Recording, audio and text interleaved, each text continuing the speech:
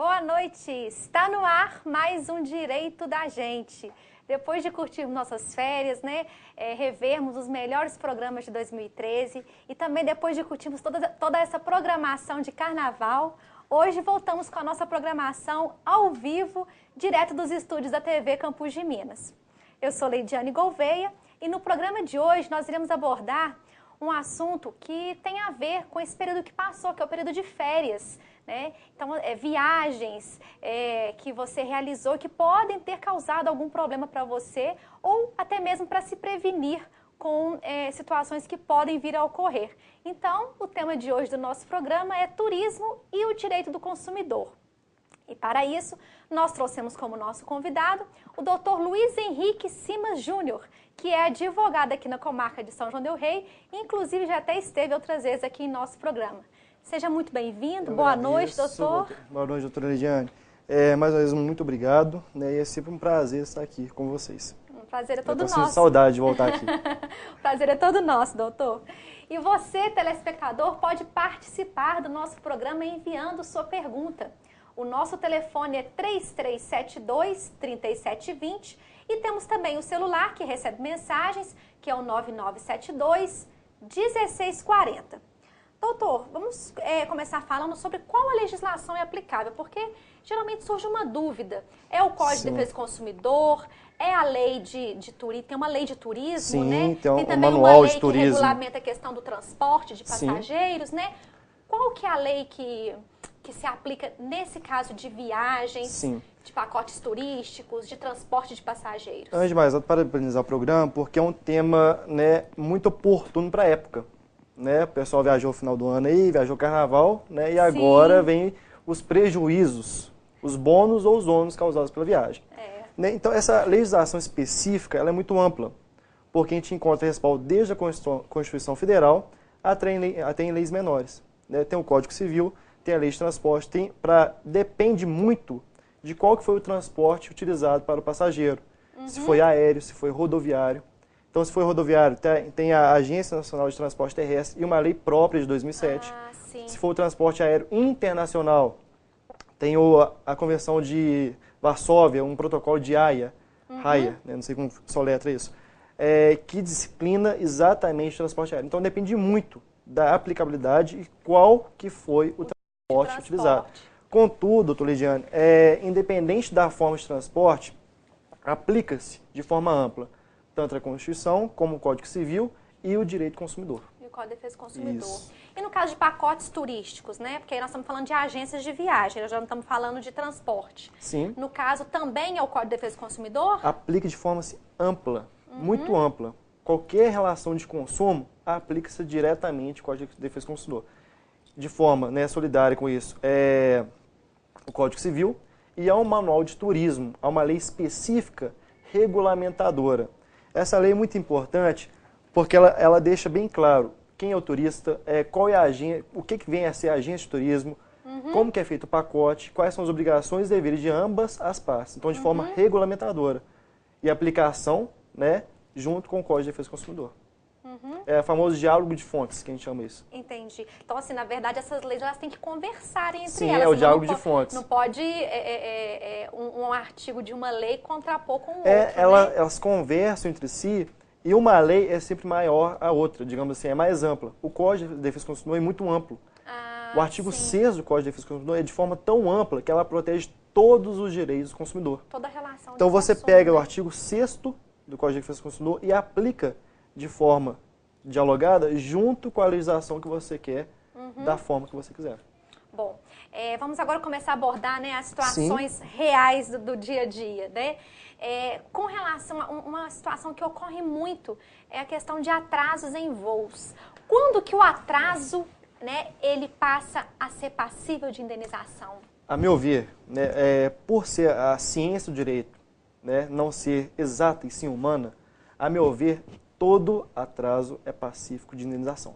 O STJ já decidiu, deixou bem claro, que esse dano prescinde de prova. Não é necessário provar. É o dano aquele in re ipsa, que prova-se simplesmente pelo atraso. Contudo, os órgãos julgadores de primeira e segunda instância, eles têm decidido quando o atraso acarretou alguma lesão ao consumidor. Então, assim, tá. na questão de, perdeu o concurso, deixou de acompanhar o nascimento do filho, né, alguma coisa dessa forma, é passível de indenização. Contudo, conforme a orientação do STJ, é um dano que se presume, independente da culpa, independente de prova ou não. Então, qualquer atraso de voo seria passível de indenização, conforme fonte do STJ. Bom, mas existem até eu não sei onde que fala sobre, qual lei que fala especificadamente sobre isso, mas tem aquela questão de 2 horas, a empresa é obrigada a fornecer um lanche, a partir de 4 horas ela é obrigada a disponibilizar acomodações, né? Mas qual empresa no Brasil hoje faz isso? É muito difícil. Mas mesmo que ela ainda faça isso, ela tem que indenizar? Sim.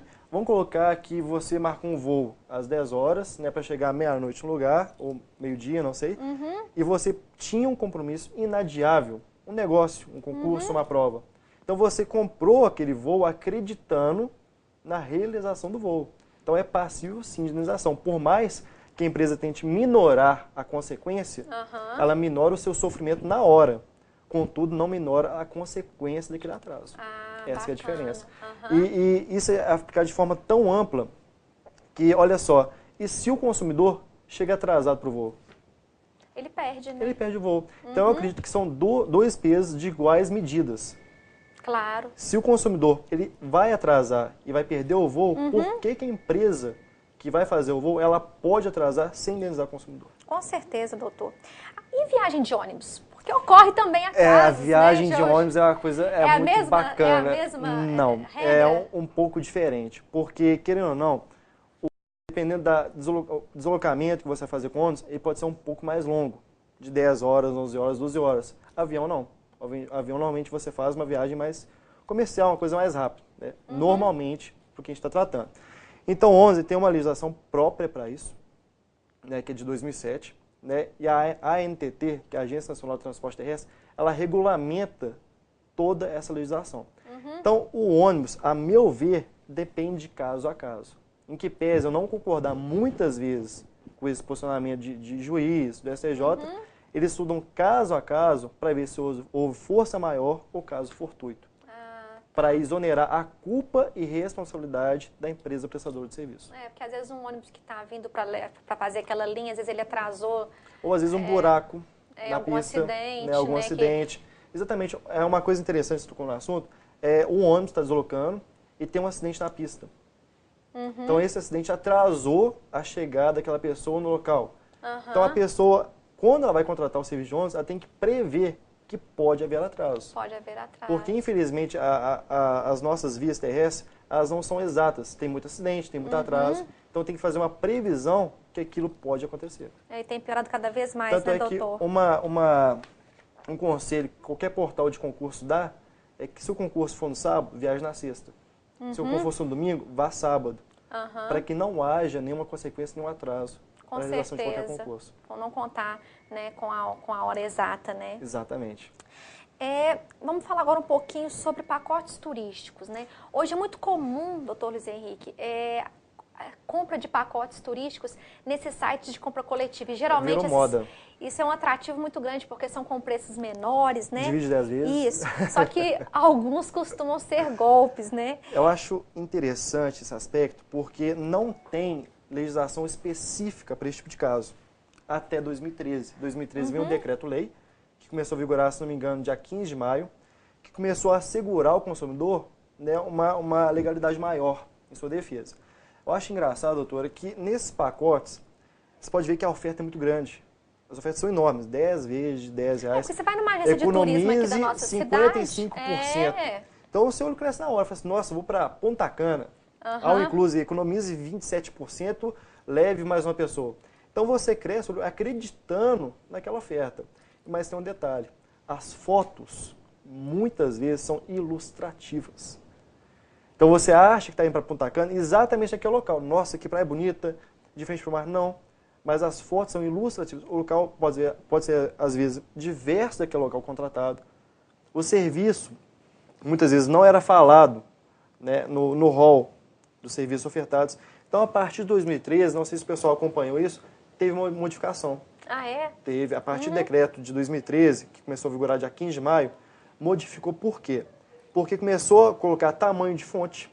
Porque, para pensar hoje, você chega em casa, coloca no site de compra coletiva, a oferta... O anúncio vem com aquela letra grandona, Isso, né? aí na hora que você as vai ler, condições. as condições são mínimas. É. Então, o que uma coisa que o decreto fez? Que o tamanho da descrição da oferta não seja menor do que 20% da diferença do tamanho da oferta. Porque para o consumidor acompanhar. E detalhe, isso vira um vício. Por que vira um vício? Porque você compra hoje. Ah, não, consegui uma oferta boa por R$1.000, 10 dias da Argentina, beleza. Semana que vem aparece outra oferta. Aí fala assim, nossa, eu vou comprar essa também. E você pode dividir tudo de 10 vezes. Às vezes você perde a oferta, às vezes as pessoas não contratam o suficiente para validar a oferta. Então, com o decreto de 2013, tudo modificou. A partir de 2013, você pode ver que tem um número de ofertas necessárias para ativação da oferta. Tá? Data, horário, tudo estipulado. E até 72 horas para devolução de dinheiro, caso a oferta seja cancelada. Ah, interessante. Então, modificou muita coisa.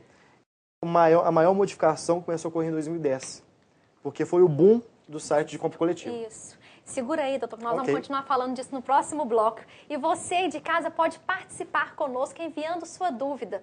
O nosso telefone é 3372-3720 e temos o celular que recebe SMS, que é o 9972-1640. Não saia daí, nós voltamos já.